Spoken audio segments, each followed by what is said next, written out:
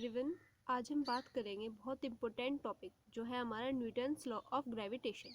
ये जो क्वेश्चन आते हैं इस टॉपिक पे आपके 9th में भी हैं, 10th 11th 12th और बीएससी वगैरह में भी इसके क्वेश्चंस आ जाते हैं।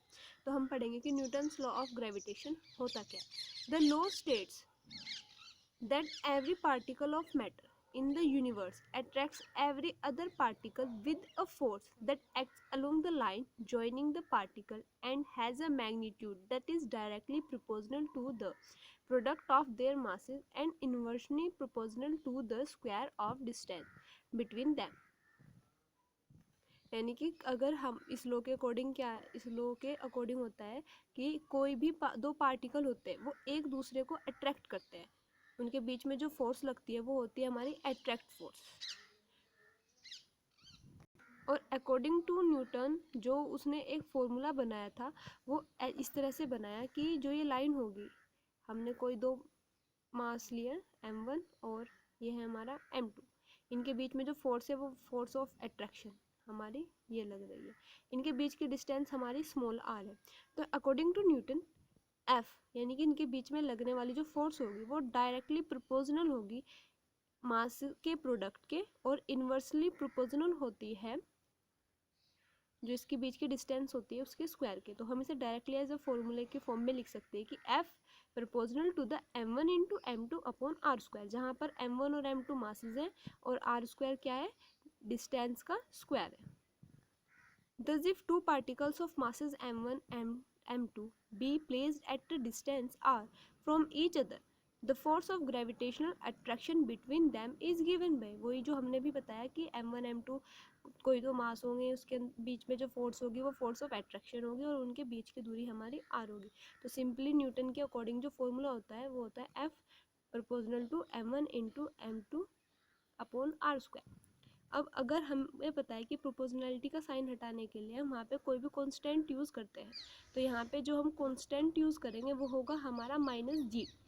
तो यहाँ पे हो जाएगा F is equals to -g m1 m2 upon r square, where g is a universal constant. जो यहाँ पे g हमने यूज़ किया है, ये जो g है हमारा, ये हमारा यूनिवर्सल कांस्टेंट है।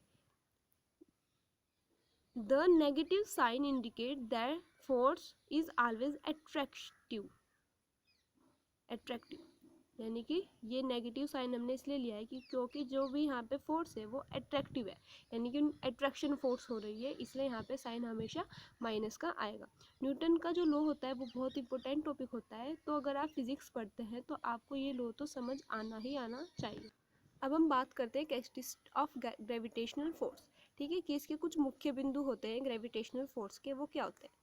They are always attractive and very weak as compared with other type of forces between material particles। यानी कि जो ये हमारी ग्रेविटेशनल फोर्स होती है बाकी फोर्स को देखते हुए बहुत ही ज़्यादा वीक फोर्स होती है, बहुत ज़्यादा वीक होती है और ये हमेशा अट्रैक्टिव होती है। यानी कि कोई भी ग्रेविटेशनल के अंदर जो भी कोई दो भी पार्टिकल होंगे वो एक दूसरे को अट्रैक्ट करते हैं और उनके बीच लगने वाली फोर्स बाकी फोर्स के अगर हम कंपेयर में देखते हैं तो वो बहुत ही वीक होती है।